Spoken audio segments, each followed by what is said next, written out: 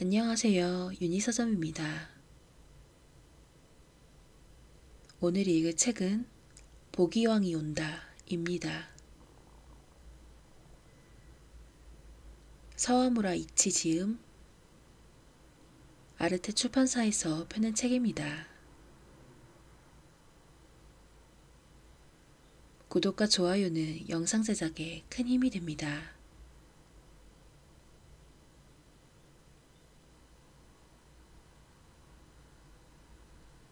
제1장 방문자.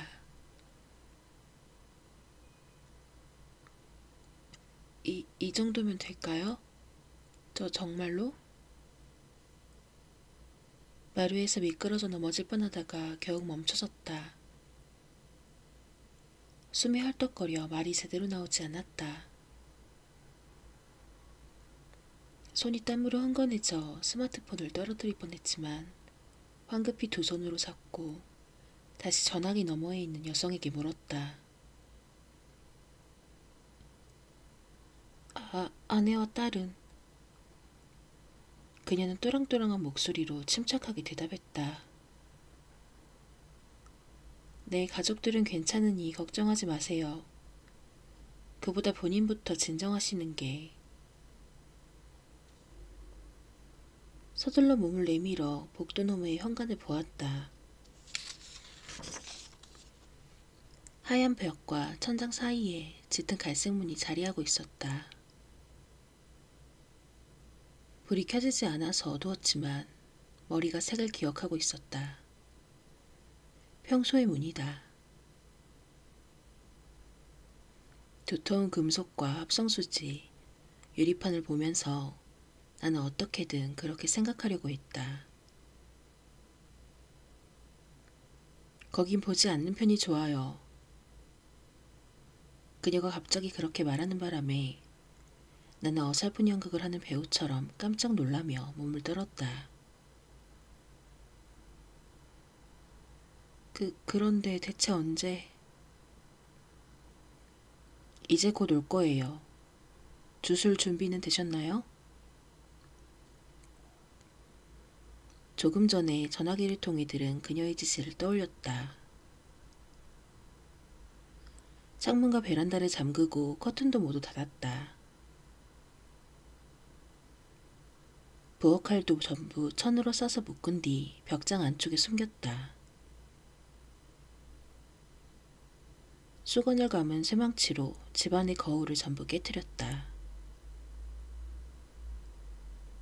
선반에 있는 그릇을 모두 거실 바닥에 내려놓고 물을 채운 뒤 소금을 한 줌씩 집어넣었다. 그리고 다시 한번 확인했다. 현관문도 열 수 있게 해두는 게 맞죠? 그녀는 지금까지와 다름없이 냉정하게 대답했다. 그래요. 그런데 그것은 나는 우물쭈물하며 덧붙였다. 그것은 이 집으로 들어오려는 게 아닌가요? 그래요, 다하라 씨. 당신을 만나고 싶어 해요. 수십 년 전부터 지금까지 계속요. 그래서 불러드리는 거예요. 그렇다면 걱정 마세요. 그녀는 부드럽게 내 말을 가로막았다. 거기부터는 제 일이니까요. 조용하면서도 위험 있는 말투였다. 나는 안도의 한숨을 내쉬면서 지금까지 있었던 일들을 떠올렸다.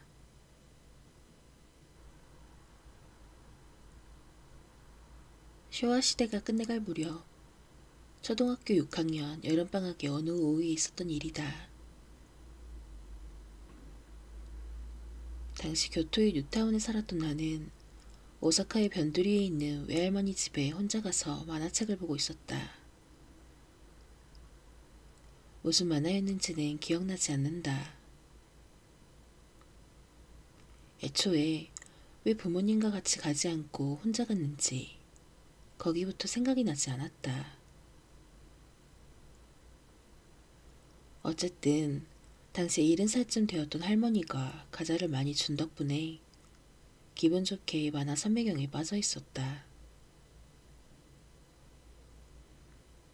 빈말이라도 넓다고 할 수 없는, 솔직히 말하면 가난하다고밖에 할 수 없는 단층집 거실에 누워서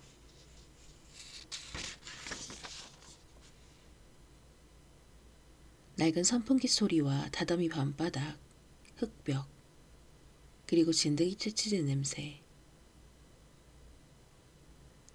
할머니는 내게 과자를 준 뒤 동네 할머니 집에 간다고 하며 마실을 나가고, 집에는 당시 80몇 살이었던 할아버지와 단둘이 남겨졌다.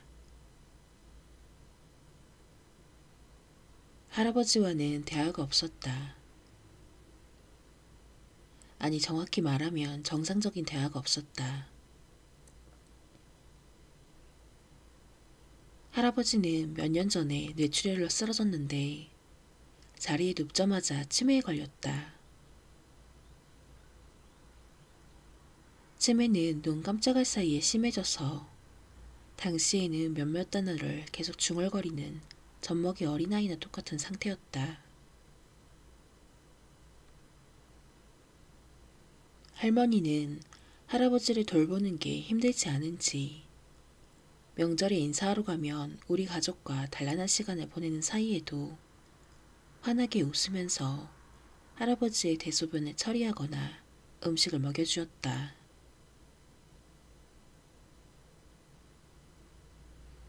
할아버지는 항상 멍한 표정을 지었지만 가끔 입을 오물거리고 어린애 같은 눈으로 할머니를 쳐다보곤 했다. 어쨌든 그날 할아버지는 간호용 침대에 하얀 이불을 덮은 채 똑바로 누워 있었다. 침대는 좁은 거실의 절반을 차지해서 눈 깜짝할 사이에 키가 자라고 있던 내 발끝이 침대 모서리에 닿았다.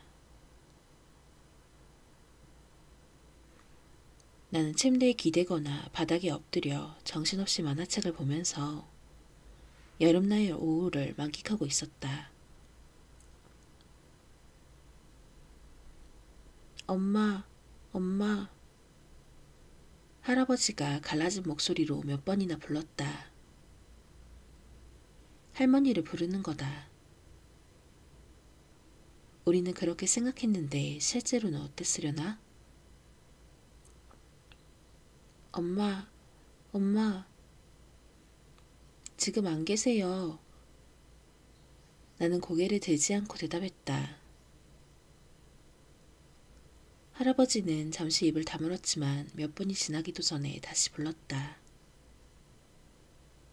엄마, 엄마. 히라이 할머니 댁에 가셨어요. 엄마. 조금 있으면 오실 거예요. 대화라고도 할 수 없는 말을 주고받으며 방바닥에 놓여있던 과자를 집어서 입에 넣었다. 그리고 다 본 만화책을 내던지고 다른 만화책을 들었다. 그때 띵동하고 초인종이 울렸다. 나는 고개를 들고 부엌 너머에 있는 현관 쪽으로 시선을 돌렸다. 내가 있는 곳에서 3미터쯤 떨어졌을까? 현관문은 울퉁불퉁한 유리격자로 되어 있었는데 그 너머에서 어렴풋이 짙은 회색의 무언가가 비쳐 보였다. 키는 크지 않았다. 그것만은 확실했다. 아직 어린아이에 불과했던 나는 잠시 망설였다. 할머니는 없고 할아버지는 어린이는 마찬가지라서 지금 이 집에 관해 아는 사람은 아무도 없다. 그냥 없는 척을 할까? 잔뜩 긴장하며 머리를 굴리고 있는데 목소리가 들렸다. 실례합니다. 만화나 드라마에서만 보았던 남의 집 방문 인사를 나는 그때 처음으로 들었다. 중년이거나 그보다 나이가 많아 보이는 여성의 목소리였다. 손님은 여성인 듯했다. 나는 마음먹고 일어섰다. 맨발로 방을 나서서 거실과 부엌을 지나 현관 앞에 좁은 공간으로 걸어갔다. 실례합니다. 네. 다시 목소리가 들려서 조그마한 목소리로 대답했다. 그리고 저기 누구세요? 라고 우물쭈물거려 덧붙이려는 순간 손님이 이렇게 말했다. 시즈씨 계십니까? 시즈는 할머니의 이름이다. 지금 외출 중이세요. 나는 문 너머로 그렇게 대답했다. 아직 변성기가 지나지 않았던 터라 이렇게 말하면 상대가 어린 손자가 혼자 집을 보고 있나 보군 하고 짐작해서 금방 돌아가리라고 여긴 것이다. 그래서 최대한 말수를 적게 하고 더 어리게 들리도록 억양을 가다듬었다. 마음은 오직 만화책에 쏠려 있어서 문을 열고 손님을 상대하는 시간이 아까웠던 것이다. 하지만 유리문 너머의 손님은 아무런 반응을 보이지 않고 계속 서 있을 뿐이었다.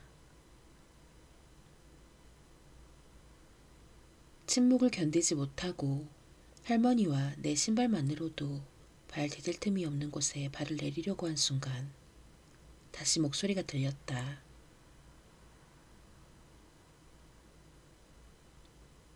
희사노리 씨는 계세요? 나는 그대로 움직임을 멈추었다. 내 의지와 상관없이 몸이 굳어버린 것이다.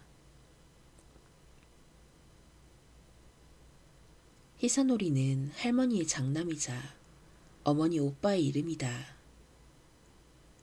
내게는 외삼촌에 해당한다. 하지만 외삼촌은 고등학교를 졸업한 지 얼마 되지 않아 교통사고로 세상을 떠났다.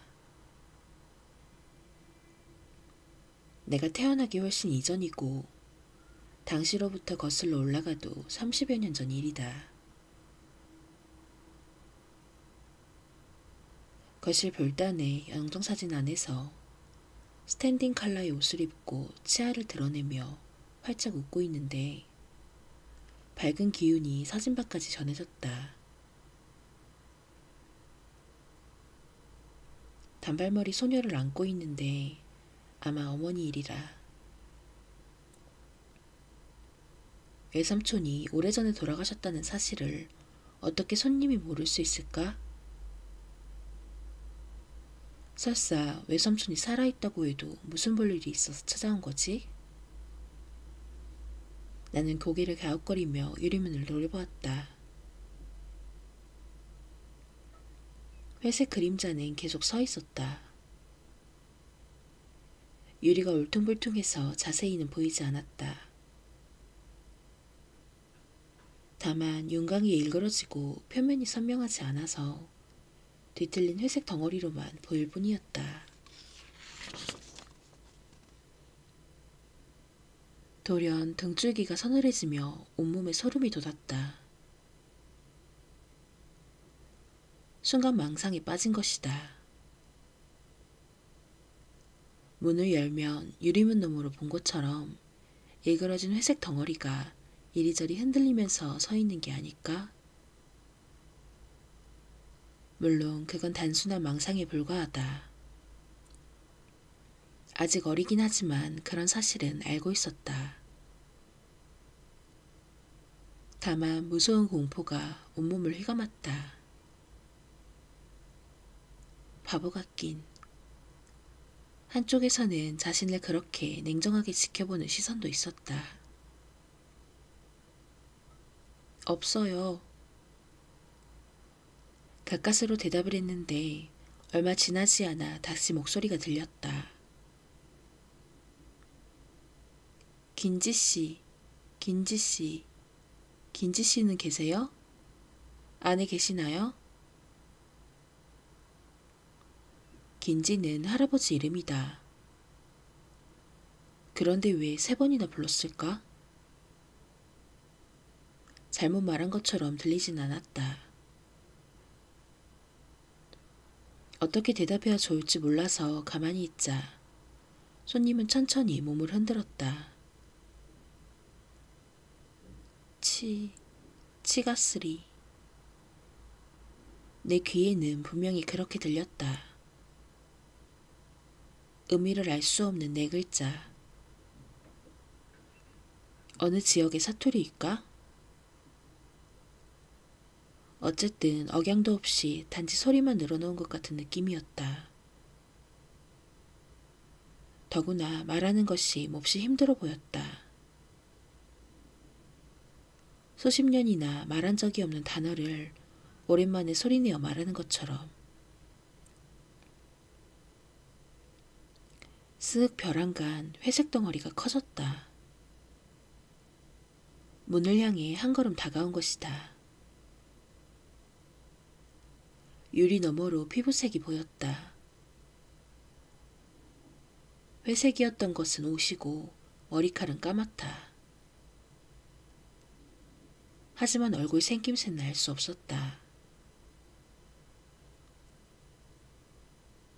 치가스리 긴지씨, 치가스리 긴지씨.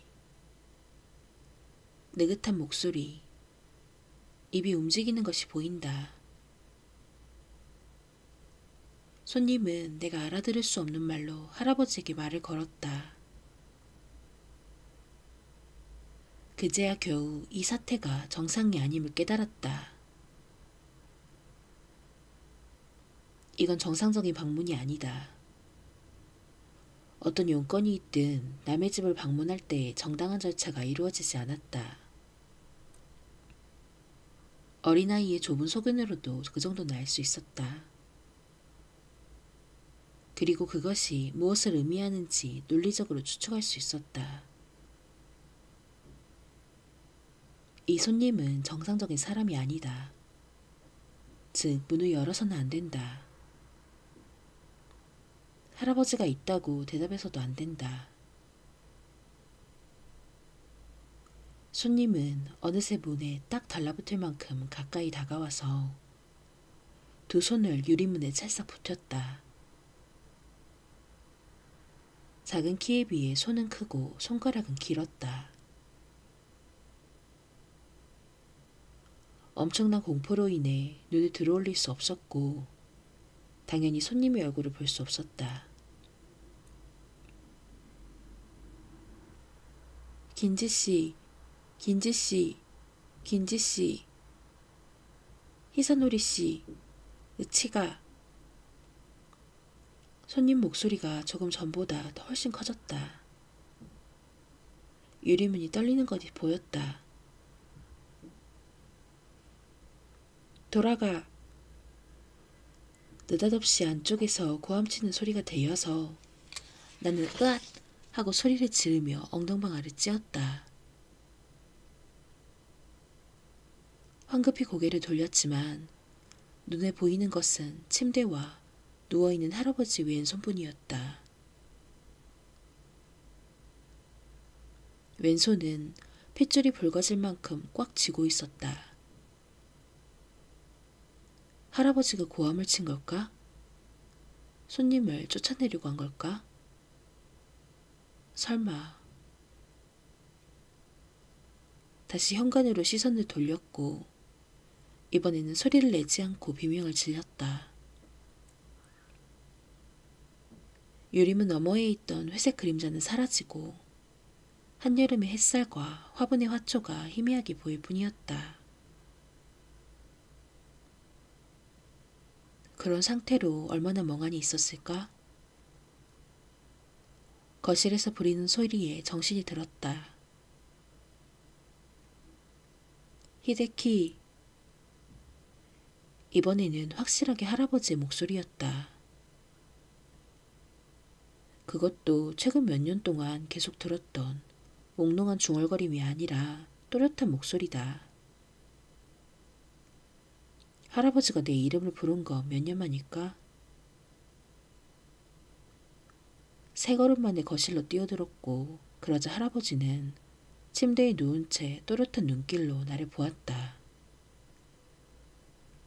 그것만으로도 온몸에 긴장감이 돌았다. 할아버지는 내 마음을 아는지 모르는지 냉정한 목소리로 나지막하게 물었다. 지금 문은 열지 않았지? 나는 고개를 흔들며 대답했다.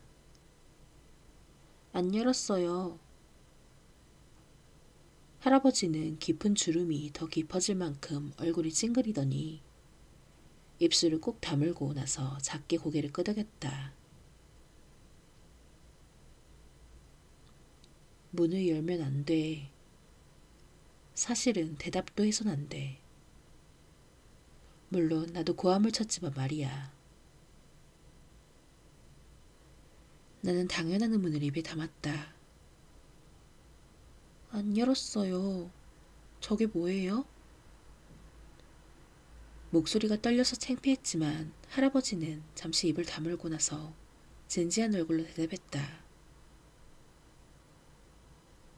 지금은 안 돼. 그 말을 듣고 불만스러운 표정을 지었으리라. 할아버지는 왼손을 들어서 현관을 가리키며 크게 한숨을 쉬었다.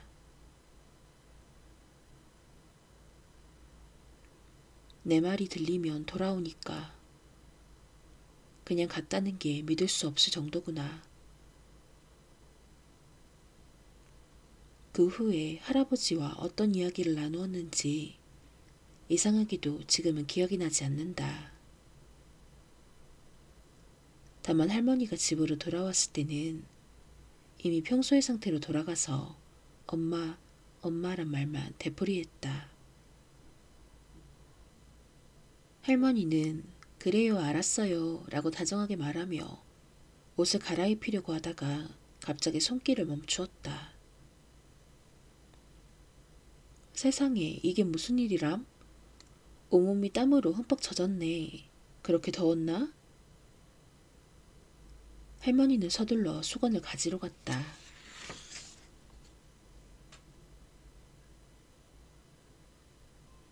중학교 3학년이 된 지 얼마 지나지 않아서 할아버지는 갑작스레 세상을 떠났다.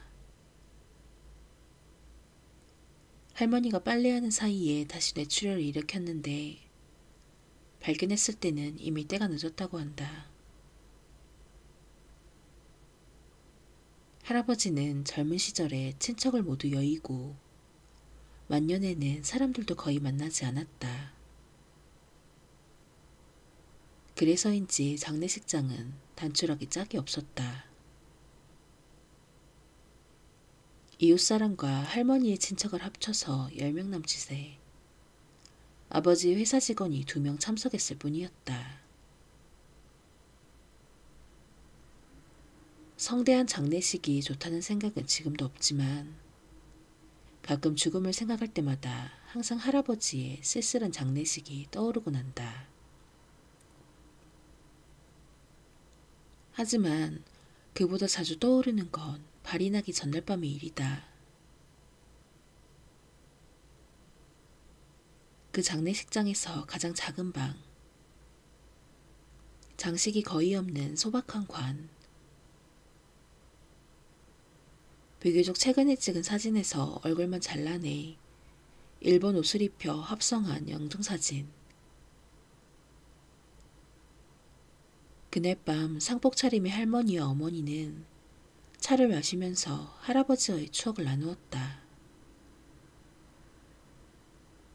아버지는 거의 이야기에 끼어들지 않은 채 최소한의 맞장구만 쳤고 반대로 어머니는 놀라우리만큼 말이 많았다. 나는 감색 교복상의를 입고 말없이 맛없는 차를 마시고 있었다. 히데키, 강코라는 말 기억하니? 할머니가 뜬금없이 그렇게 물어서 나는 머릿속의 기억을 더듬었다. 간코. 그렇다. 초등학교에 들어가기 전 밤이 되어도 잠을 자지 않거나 어머니 말을 듣지 않으면 할머니가 야단치곤 했는데 그때마다 등장했던 말이다. 예전에 할머니께서 강코가 올 거야 라고 그러셨잖아요. 아유, 우리 히데키는 머리도 좋지. 기억하고 있었네? 나도 어렸을 때 그런 말 많이 들었어요. 어머니가 활짝 웃으면서 말했다. 조금 전까지는 눈이 새빨갰는데 그전에는 할머니와 같이 깔깔 웃기도 했다. 여자들의 감정은 이런 자리에서도 이렇게 빨리 변하는 걸까? 30을 훌쩍 넘긴 지금도 이해가 되지 않는다. 강코가 뭐예요? 나는 솔직하게 물었다. 어린 시절에는 막연히 요괴의 일종이라고 생각했다. 하지만 그것만으로도 허겁지겁 이불 밑으로 뛰어들 만큼 충분히 무서웠다. 글쎄, 뭘까? 요괴가 아닐까? 할머니의 태연한 말을 듣고 나는 맥이 빠졌다. 할머니도 어린 시절에 칭얼댈 때마다 증조 할머니에게 똑같은 말을 들었다고 한다. 요컨대 어린아이가 무서워하는 것으로서 부모로부터 자식에게로 전해지는 것이다. 형태가 없이 말만 전해져서 구체적으로 무엇인지는 아무도 모른다. 하긴 강코만 그런 게 아니라 요괴가 무엇인지 설명할 수 있는 사람도 많지 않으리라. 내가 살았던 미의 현 MC 주변에서는 다들 강코라고 말했지. 할머니의 말에 어머니가 맞장구를 쳤다. 네, 그런데 아버지 고향에서 뭐라고 했어요? 아버지 고향이 케이시였던가요? 어머니가 할아버지를 아버지라고 부른다는 것을 이날 처음 알았다. 할머니가 나지막하게 웃으면서 말했다. 그건 몰라. 그런 말 안 했어. 물어본 적도 없고. 그랬군요. 이야기를 듣고 있어서 나도 적당히 맞장구를 쳤다. 할머니는 주름진 손으로 손수건을 움켜쥐고 있었는데 갑자기 손길을 멈추고 새하얀 눈썹을 찡그렸다. 하지만 네 아버지가 옛날에 딱 한 번 거기에는 더 무서운 게 있었지라고 했단다. 있었다니 무엇이 있었다는 거예요? 강코도 없다고 하셨잖아요? 어머니가 대놓고 물었다. 히데, 내 정신 좀 보게. 히데키가 아니지? 요즘 들어 자꾸 이름이 헷갈리는구나. 스미에, 네가 어릴 적 이야기야. 할머니는 겸연쩍은 미소를 지으면서 말을 이었다. 네가 아직 어려서 툭하며 놀던 때였지. 강코가 온다고 말해서 재우고 한숨 돌리면 그 사람이 술을 마시며 집안이 떠나가라 웃음을 터뜨렸어. 내가 힘들게 아이를 재웠으니까 조용히 하라고 말하면 고래고래 소리를 지르며 술병을 집어 던졌단다. 그때마다 속상해서 남몰래 눈물을 흘리곤 했지. 지금이라면 가정폭력이고 당시에도 폭력 남편이라면서 손가락질을 할 만한 짓이다. 하지만 할머니는 아무것도 아닌 일처럼 태연하게 말했다. 그렇게 울고 있으면 그 사람은 나를 보고 강코 정도로 얌전해지다니 바보 아니야? 우리 고향엔 그것보다 훨씬 더 무서운 게 있지 라고 하더구나. 그래요? 어머니는 그 이야기에 관심을 잃어버린 모양이었지만 나는 오히려 귀를 쫑긋 세웠다. 그게 오면 절대로 대답하거나 들여보내선 안 된다고. 현관으로 오면 문을 닫고 내버려두면 되는데 뒷문으로 오면 위험하다고. 뒷문을 열면 끝이라고. 잡혀서 산으로 끌려간다고. 정말로 끌려간 사람도 굉장히 많다고 말이야. 아이 참, 그게 뭐예요? 어머니가 쓴모습을 지었다. 그런 이야기라면 특별할 것이 없다. 옛날 이야기나 요기 대백과에서 읽은 적도 있다. 하지만 할머니의 이야기를 듣고 나는 몸속 깊은 곳이 부르르 떨리는 느낌이었다. 어머니의 말은 질문이 아니라 어이없다는 뜻이었지만 할머니는 질문으로 받아들인 모양이었다. 한동안 손수건을 바라보다가 손가락으로 관자놀이를 누르면서 대답했다. 이름이 보기왕이라고 했어. 다음 순간 교복 안에 받쳐 입은 셔츠 밑에서 팔의 털이 파도치듯 곤두서는 게 느껴졌다. 그날이다. 그날 오후에 할머니 집에 찾아온 회색 그림자. 그건 할아버지 고향에 전해 내려오는 보기왕이었을까? 그때 느꼈던 공포와 할머니 말에서 짐작하건대 할아버지는 그날 온 손님을 보기왕이라고 여겼을 가능성이 높다. 하지만 그런 게 실제로 존재할 리는 만무하다. 그렇다면 그 손님은 누구였을까? 게다가 그 기묘한 단어. 말도 안 돼요. 어머니는 어이없다는 표정으로 딱 잘라 말했다. 아버지도 아무래도 상관없다는 듯이 가볍게 맞장구를 쳤다. 그런 기이한 전설은 어디에나 있잖아요. 그렇지. 할머니는 미소를 지으며 대답하고는 영정사진을 바라보면서 말을 이었다. 술을 많이 마신 탓이겠지만 아무튼 그런 말을 자주 했어. 평소엔 거의 말을 하지 않는 사람이었는데 말이야. 친구들과는 가끔 전화를 했지만 할머니의 늘어진 눈꺼풀에 반쯤 감추어진 눈이 촉촉해졌다. 전화라는 말에서 어머니는 할아버지와의 추억이 떠올랐는지 미소를 지으며 입을 열었다. 할아버지가 통화하면서 누군가를 야단쳤다는 기묘한 이야기였다.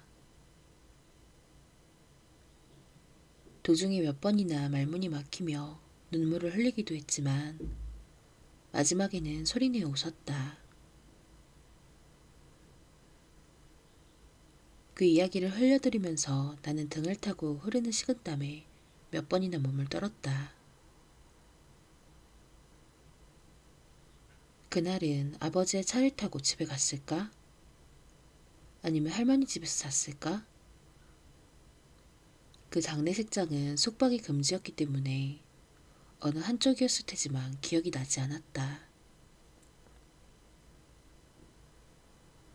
다음에 기억나는 것은 장례식 다음날 아침이었다. 나는 온몸이 땀에 젖은 채 눈을 떴다. 회색 덩어리에 쫓기는 꿈을 꾸다가 벌떡 일어난 것이다. 다만 회색 덩어리를 본 것은 아니었다.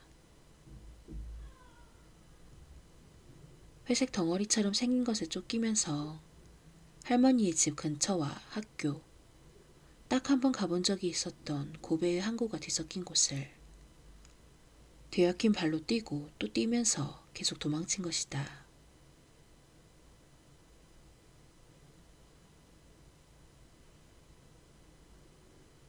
밋밋한 노 가면에 화려한 옷을 입고 언얼도를 지켜든 자에게 사흘 연속 쫓기는 꿈을 꾸었다. 고등학교 동창생이 그렇게 말했다. 소름 끼치는 이야기다. 하지만 그는 그걸 계기로 노에 관심을 가지고 지금은 교토에서 노 가면 공방을 운영하고 있다.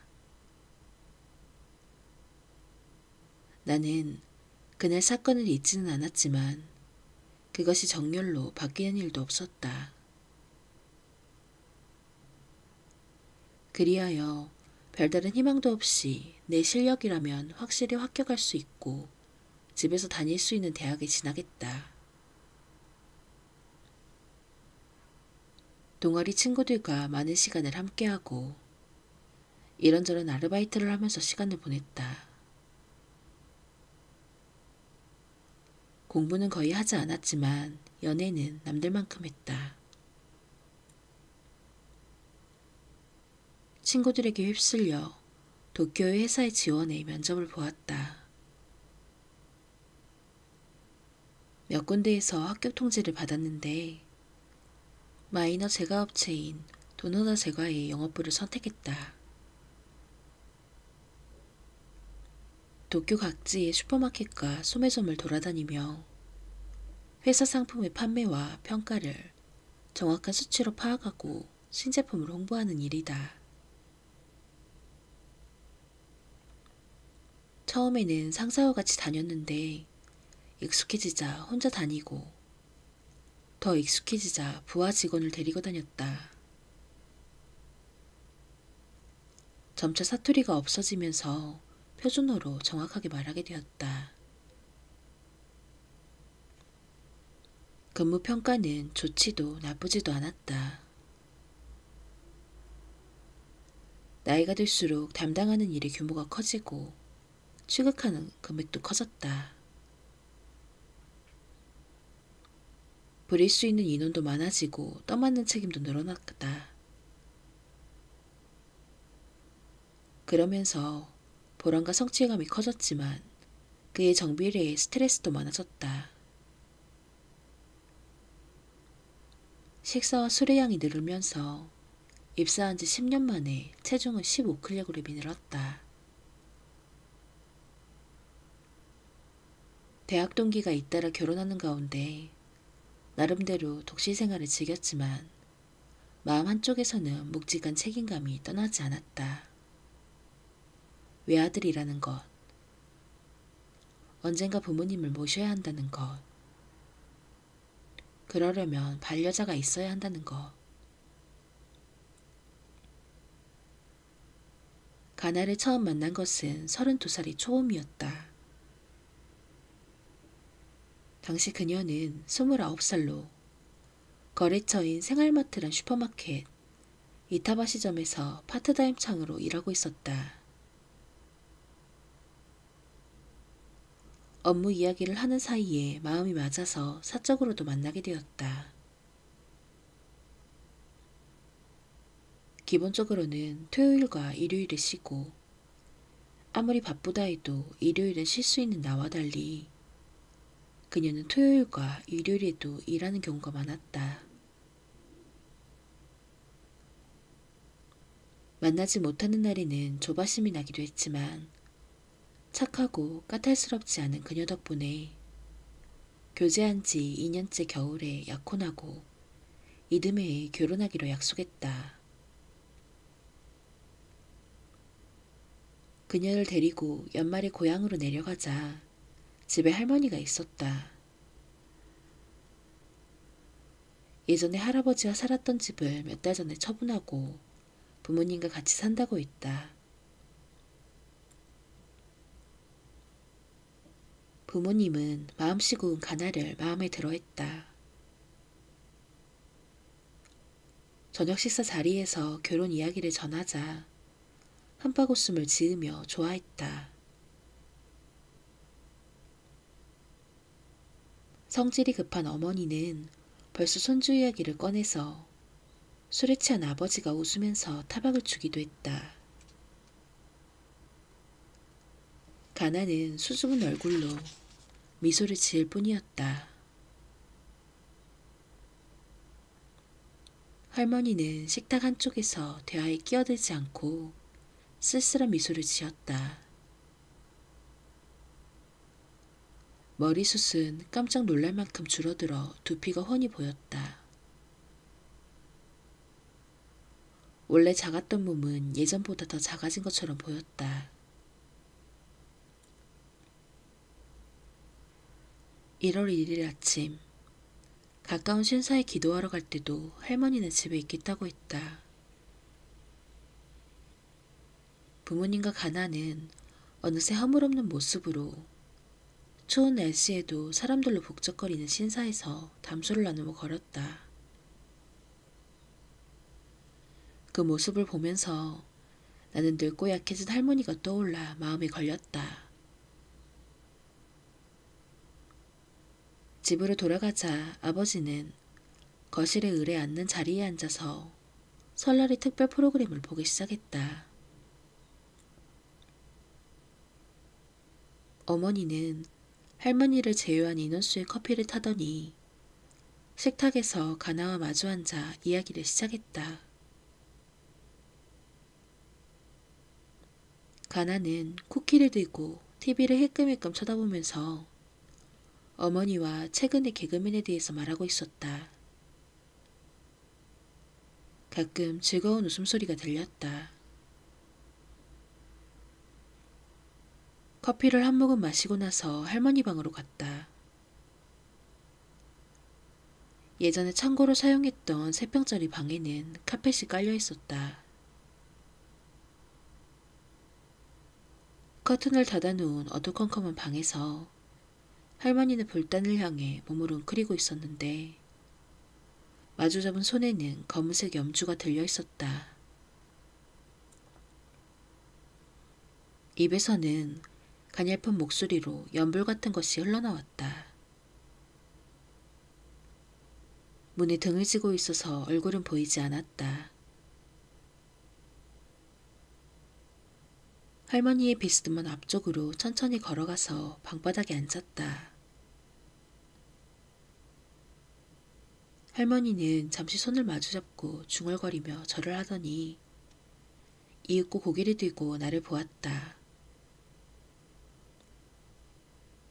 하지만 특별한 반응을 보이지 않고 다시 불단을 향하더니 가냘프면서도 기나긴 한숨을 내뿜었다. 방에까지 갔으면서도 나는 아무 말 없이 그저 할머니의 모습을 지켜보았다. 할머니는 다시 작은 한숨을 내쉬더니 늘어진 눈꺼풀 안쪽에서 나를 바라보았다. 가나를 소중히 대해주렴. 네, 그러고 있어요. 고개를 끄덕이며 대답했지만 할머니는 눈을 내리깔고 다시 힘주어 말했다. 다정하게 대해줘야 해. 계속 보살펴주지 않으면 안 돼. 나는 웃으면서 대답했다. 할머니, 그러려고 결혼하는 거예요. 결혼을 장난으로 하는 사람이 어디 있어요? 이제 나이도 먹을 만큼 먹었고요. 그런 뜻이 아니야. 할머니는 슬픈 얼굴로 고개를 흔들었다. 괴로운 표정이다. 내 입가에서 웃음이 사라졌다. 여자는 참고 또 참는 법이란다. 괴로운 일도 슬픈 일도 가슴 아픈 일도 그래야 한다고 생각하기 때문이지. 아무리 심한 일을 당해도 말이야.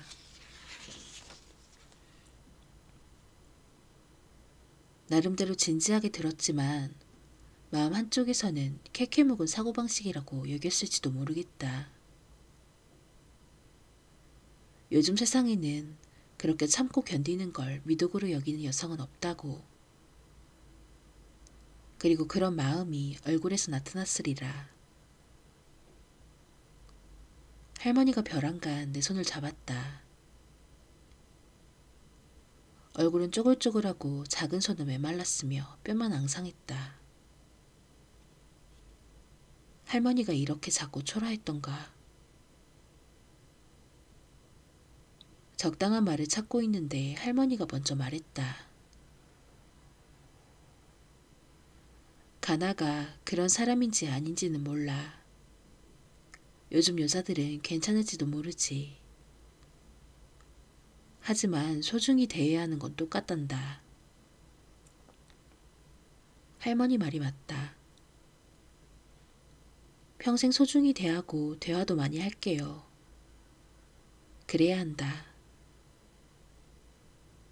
할머니는 세 번째 한숨을 토해내고 고개를 숙였다. 몹시 피로한 모습이었다. 나이를 먹으면 비관적으로 생각하게 되는 걸까? 아니면 나는 한순간 할머니의 죽음을 떠올렸다가 즉시 생각을 뿌리치고 주름진 손을 가볍게 잡았다. 약속할게요, 할머니. 가나를 소중히 여길게요. 평생 화목하게 살게요. 그런 말을 입에 담자 쑥스러웠지만 그와 동시에 심장이 꽉 조여들었다. 결혼은 나와 가나만의 문제가 아니다. 가족과 주변 사람의 기대와 사랑을 등에 짊어지는 것이다. 할머니의 눈에서 눈물이 희미한 빛을 뿌렸다. 그대로 떨어질 것 같아 쳐다보았지만 순식간에 얼굴에 깊은 주름에 파묻혀서 사라졌다. 기쁨의 눈물이다. 내가 결혼해서 기쁜 것이리라. 그렇게 생각하자 입가에 미소가 감돌았다. 고맙다고 말하려는 찰나 할머니가 먼저 입을 열었다. 이 세상에 참아도 되는 일은 없단다. 무슨 뜻인지 몰라서 가만히 있자 할머니가 입술을 떨면서 다시 입을 열었다. 계속 참기만 하면 마음속에 나쁜 게 쌓이는 법이지. 오랜 세월이 지나면 그 대가가 온단다. 계속 참는 게 좋은 일은 아니야. 나는 참았어. 그러니까 용서해 줄 거야. 그렇게 간단한 이야기가 아니란다, 세상은. 이 세상은. 무슨 말을 하는지 이해할 수가 없었다. 너무 참지 말라는 걸까? 그 말이 틀린 건 아니지만 이렇게까지 절박하게 해야 할 말인가? 눈물을 흘리면서까지 손자에게 해야 할 말일까? 어두컴컴한 방에서 소리도 없이 흐느껴 오는 할머니를 말없이 바라보았다. 어떻게 해야 할지 몰랐고 조금은 짜증도 났다.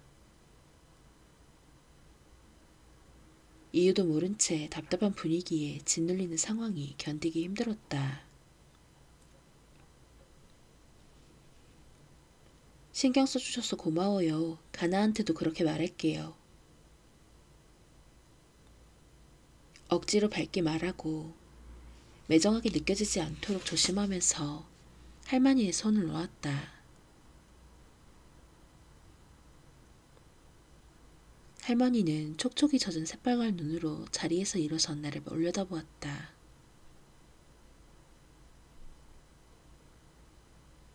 할머니의 눈길을 피하며 벽시계를 보았는데 이미 정오가 지난 상태였다. 오세치 드실 거죠? 제가 사왔어요. 그렇게 묻자 할머니는 고개를 흔들며 속삭이듯 말했다. 배가 안 고프구나. 그래도 조금 드시면 기운이 날 거예요. 가나와도 얘기하세요. 네? 거실로 가요. 그래도 할머니는 일어나지 않고 나를 물끄러미 바라보았다. 왜 그러세요? 너 말이야. 할머니는 축 늘어진 눈꺼풀을 들어올리더니 젖은 눈동자를 크게 뜨고 나서 덧붙였다. 히데키지? 지금 같이 밥 먹자고 하는 거지? 순간 목덜미에 소름이 돋았다. 그런 다음에 어떻게 했는지 잘 기억나지 않는다.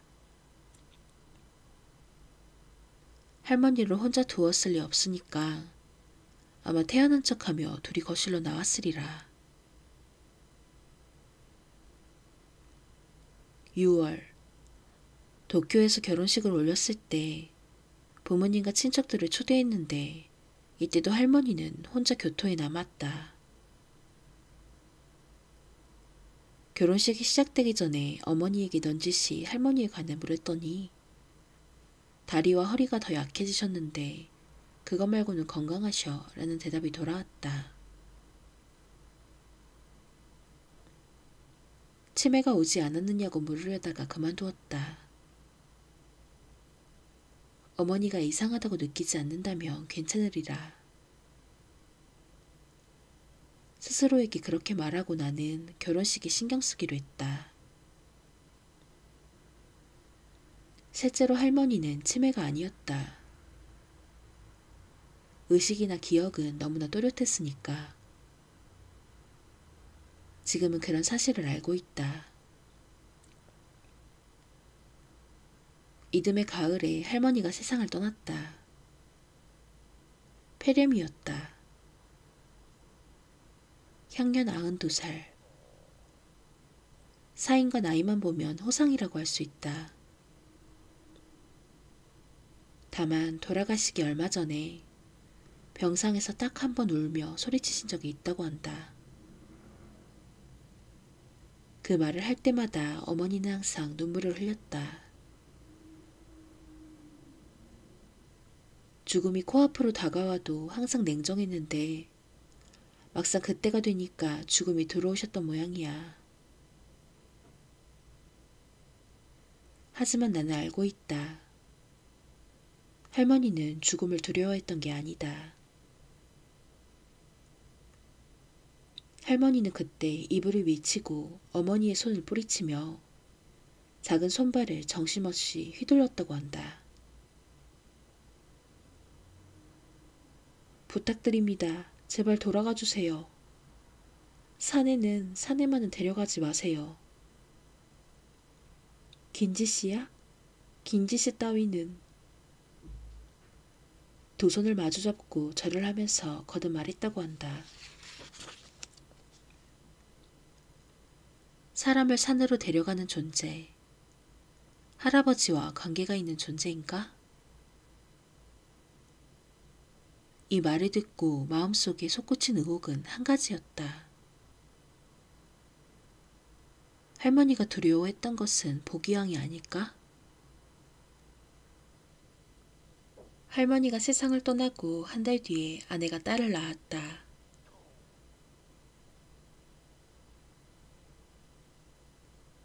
아내를 그리고 딸을 생각할 때마다 내 머릿속에서는 아이를 갖자고 확실히 의식하게 된 한 가지 사건이 떠오른다. 결혼식을 한 직후 신혼여행으로 이세신궁에 기도를 하러 간 김에 할머니와 할아버지의 고향인 미에현에 들렸다. 우선 할머니의 친정이 있는 MC에 갔다. 할아버지의 장례식장에서 만난 기억밖에 없는 친척 어르신들을 찾아뵙고 결혼했다고 말했다. 어르신들은 나름대로 기뻐해 주셨지만 사투리가 하도 심해서 무슨 말을 하는지 정확히 알아들을 수 없었다. 그래도 나와 아내를 축복해 주셔서 감사했다.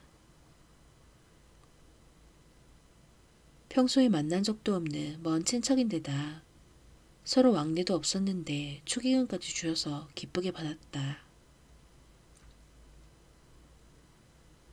그 길로 나와 아내는 K시로 향했다. 예전에 어머니한테서 들었는데 할아버지의 본가는 이미 없어졌다고 한다. 하지만 인터넷으로 조사했더니 최근에 온천이 생겨서 나름대로 유명해졌다는 걸 알고 아내와 둘이 한번 가보기로 했다. 세량밖에 없는 기차를 타고 지역 이름과 똑같은 K역에서 내렸다. 저녁놀이 두리우기 시작하는 개찰구를 나오자 역 앞인데도 슈퍼마켓이나 편의점이 없고 개인 상점도 보이지 않았다. 있는 것은 싸구려 함석지붕의 자전거 주차장과 군데군데 갈라진 콘크리트 주차장뿐이었다. 이런 역을 이용하는 사람이 있을까? 아니면 내가 너무 도쿄에 익숙해진 걸까? 나는 역 앞에 펼쳐진 한산한 풍경을 멍하니 바라보았다. 지금도 이런 상태라면 할아버지가 살았던 시절에는 더 아무것도 없지 않았을까? 나무들은 지금보다 훨씬 더 무성하지 않았을까? 아스팔트 포장도 없지 않았을까? 밤이 되면 눈앞도 보이지 않을 만큼 깜깜하지 않았을까? 그렇다면 이곳에 사는 사람들이 요괴, 즉 보기왕을 증심으로 두려워하는 것도 이해가 되었다. 그런데 왜 할머니까지? 아! 아내의 입에서 흘러나온 나지막한 소리를 듣고 정신을 차렸다. 아내가 가느다란 손가락으로 후궁을 가리켰다. 손가락 끝이 가르치는 곳을 따라가 보자. 10여 미터 앞쪽에 녹슨 조립식 가옥에 큼지막한 간판이 걸려 있었다.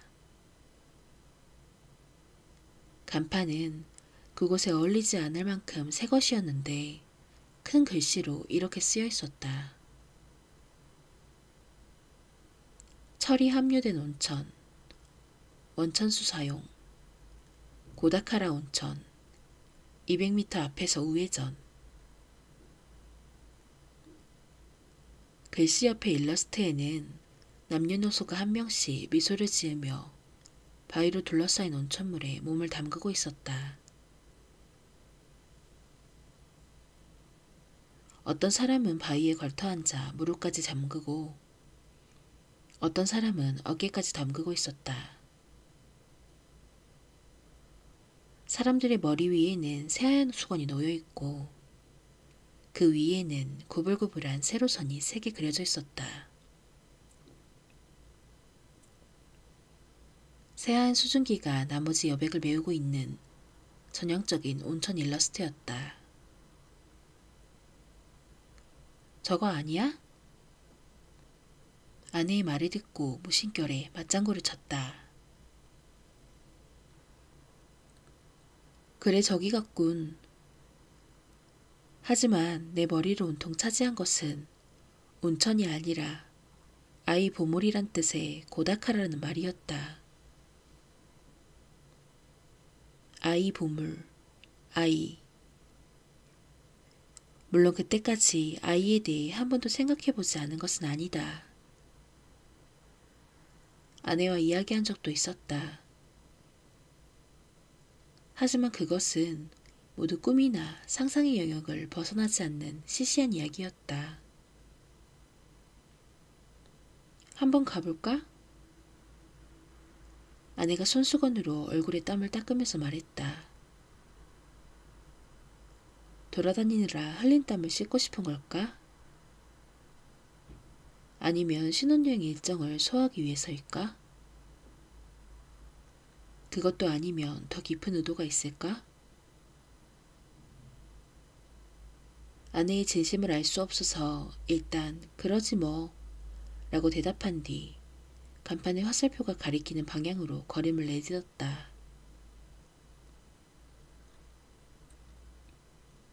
회색 기와 지붕과 갈색 나무 기둥, 고다카라 원초는 생긴 지 얼마 되지 않았는지 모든 게 반짝반짝해서 우리는 깨끗할 것 같아 오기를 잘했어 라고 말하면서 문을 지나갔다.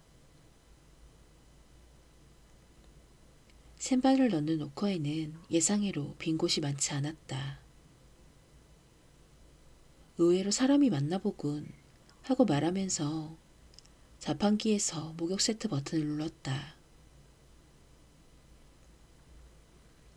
로비 의자에는 먼저 온 손님이 몇 명 앉아 있었다.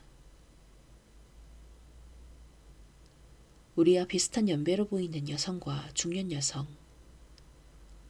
그리고 이런 시설 특유의 축축한 공기가 로비를 가득 메우고 있었다.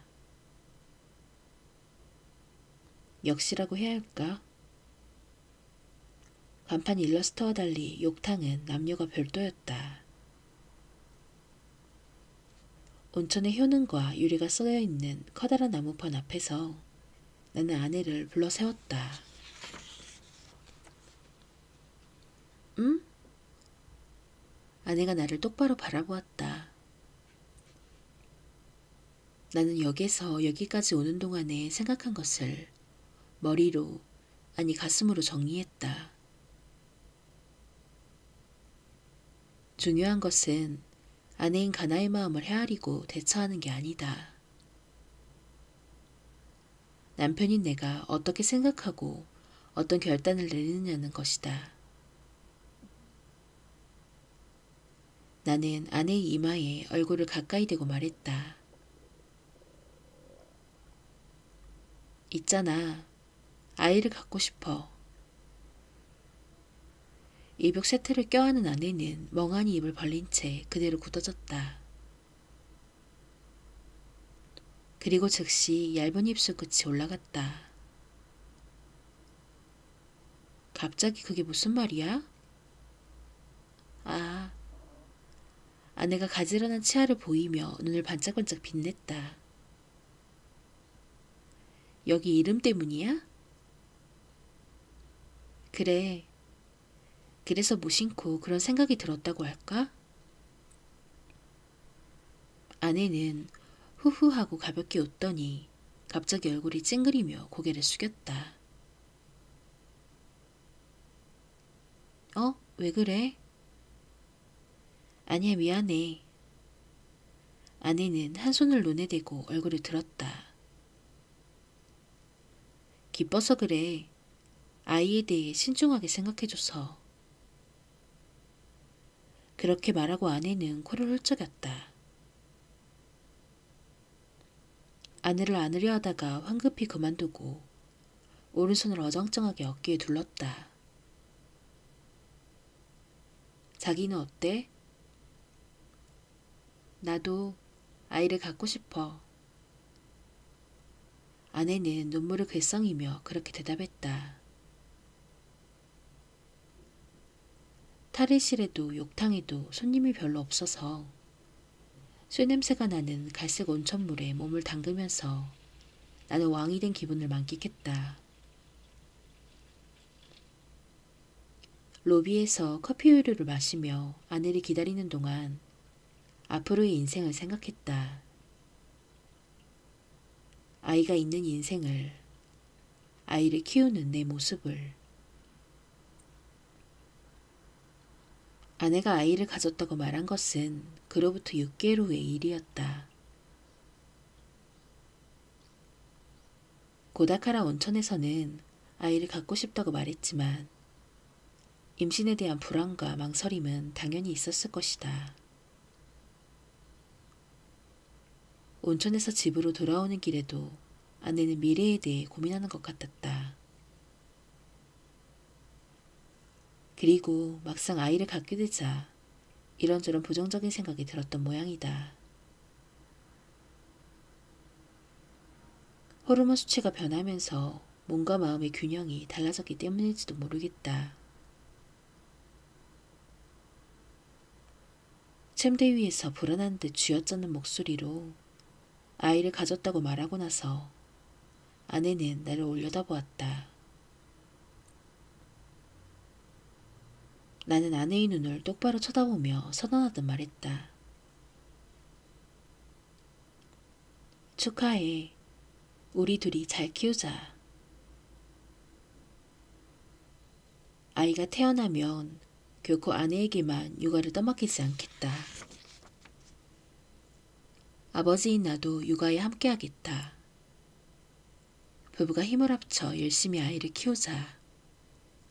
나는 계속해서 그렇게 말했다. 아내는 흘러넘치는 눈물을 닦으면서 한방미소를 지었다.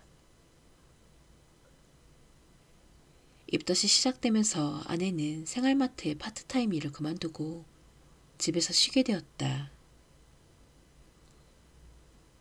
아내는 계속 일을 하고 싶어 했지만 내가 나서서 그만두게 했다.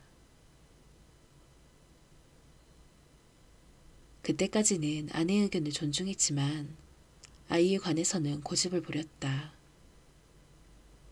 그것은 나 스스로도 의외였다. 일은 바빴지만 되도록 일찍 집에 들어갔다. 입덧이 심해서 집안일을 못할 때는 최대한 아내의 부담을 덜어주도록 노력했다. 아이 이름을 어떻게 지을지 함께 고민하고 생생화 제품의 카탈로그를 같이 보았다. 치사라는 발음은 아내가, 알 지자에 비단 사자는 내가 정했다. 옥신각신하지 않고 원만하게 정한 편이다. 아이의 이름을 정한 것은 할머니의 부음을 듣기 일주일 전이었다. 할머니의 장례식에서 돌아오고 나서는 매일 아내와 같이 출산 준비에 매달렸다. 큰 마음을 먹고 집도 사고 가전제품도 모두 새로 구입했다. 신혼집은 가미이고사에 위치한 4층짜리 작은 빌라의 3층으로 방 3세, 거실과 부엌이 딸려있다. 나와 아내와 딸의 집이자 우리 가족의 집이다. 오랫동안 대출금을 갚아야 하는 게 약간 불안했지만 그보다 기쁨이 훨씬 컸다. 산딸이 코앞으로 다가오고 이번 수석을 마쳤을 무렵이었다. 그날 오후 외근을 마치고 일단 회사로 돌아간 뒤 4층 영업부에서 조금 후에 있을 회의에 대해 상사와 얘기를 나누고 있었다. 그때 나보다 한 살 어린 다카나 씨가 다가와서 나를 불렀다. 다하라 씨. 왜? 무슨 일이야? 다카나 씨가 난감한 표정을 지으며 대답했다. 손님이 오셨어요. 다하라 씨를 만나고 싶다고 하던데요? 나는 고개를 갸웃거렸다. 손님? 오늘 약속은 없는데 누구래? 뭐라고 했더라? 그는 생각하는 표정을 짓고는 바로 말했다. 그래요. 치사씨 일로 다하라씨에게 볼 일이 있다고 했어요. 치사? 나도 모르게 그렇게 되물었다. 딸의 일이라고? 그렇다면 아내의 친척이나 지인일까? 아니면 곧 입원할 병원 관계자일까? 혹시 아내에게 무슨 일이 생긴 게 아닐까? 나는 대충 인사하고 허겁지겁 1층으로 향했다.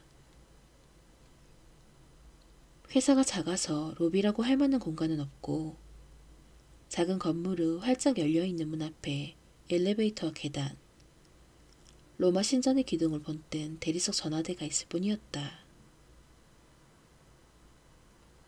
손님들은 보통 그 전화를 이용해 방문했음을 알리는데 오늘은 우연히 다카나 씨가 지나가다가 손님을 맞이한 것이리라.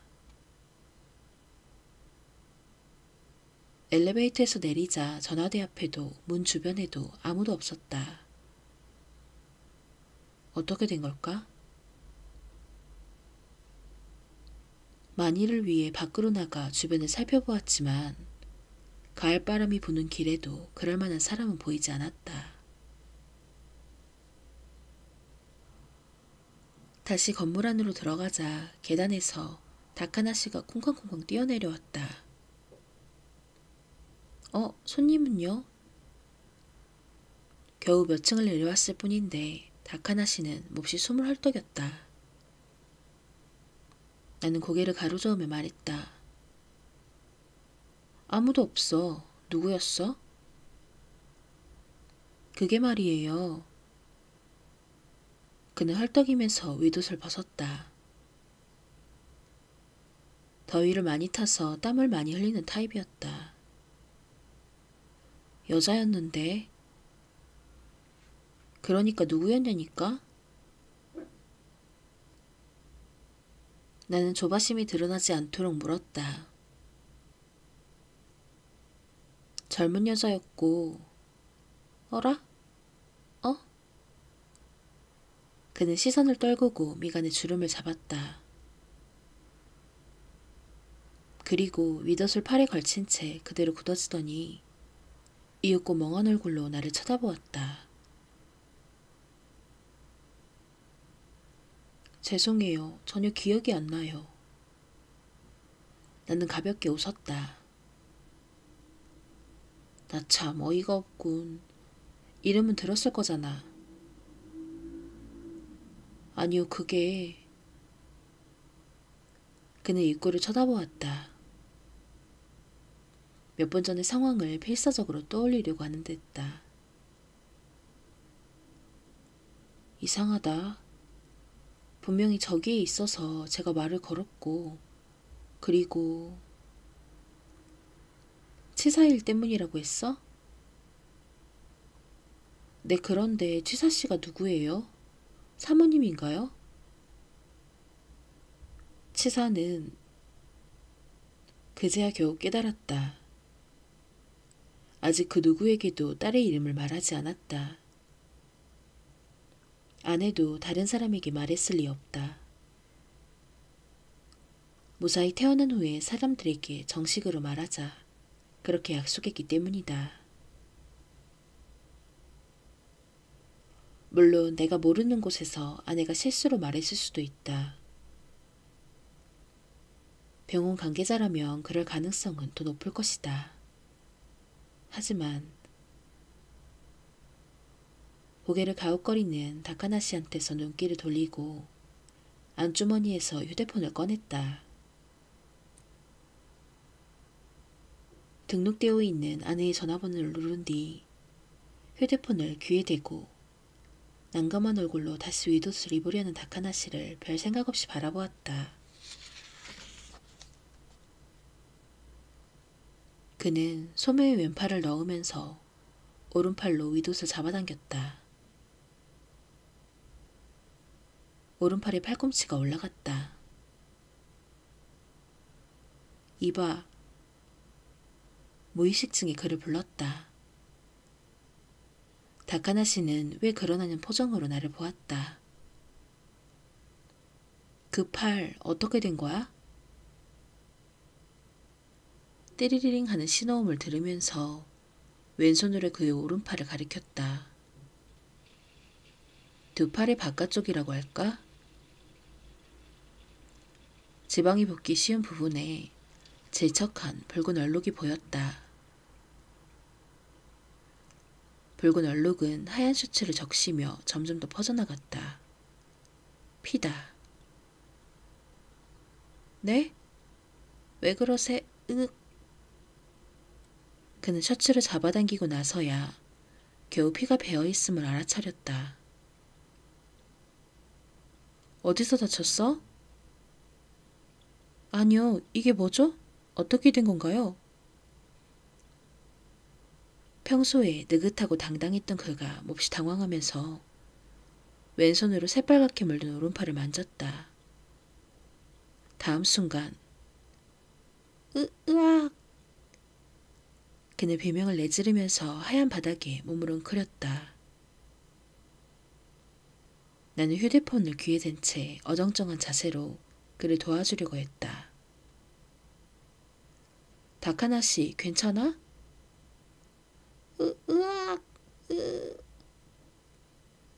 엄청난 고통으로 말도 할 수 없는지 그는 바닥에 무릎을 꿇었다.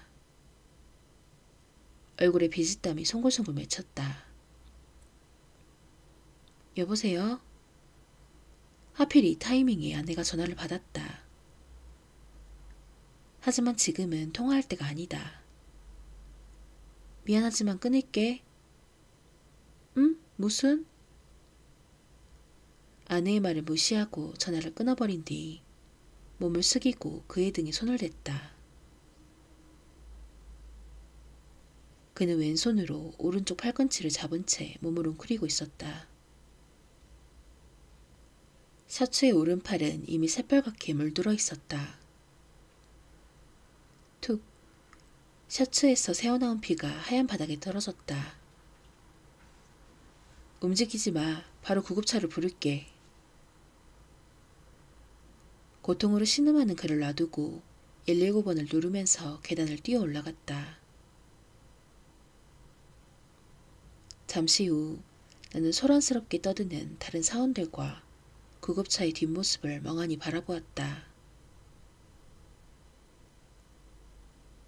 뒤늦게 회의에 참석했지만 전혀 집중할 수 없었다.